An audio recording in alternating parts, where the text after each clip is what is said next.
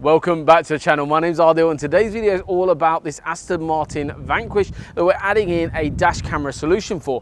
The client has opted to go down the route of a BlackVue solution, which looks absolutely incredible in this vehicle, but it's not only going to be protecting the client while on the move, but also what it's going to be doing is actually protecting the vehicle even right now. So when the vehicle is switched off and parked up.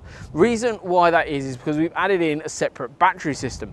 The client's opted to go for what we normally recommend, which is a front and rear camera solution, and on this car it looks so seamless, and it's a really nice solution for it. From driver's view you can hardly see that, and the rear camera is even more discreet from driver's position.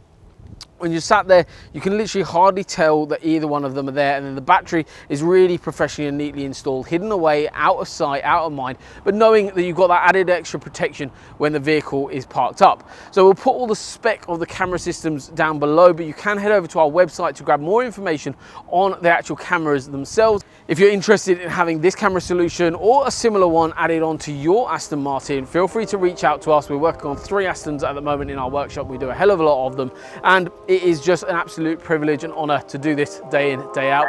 I'll see you on the next one.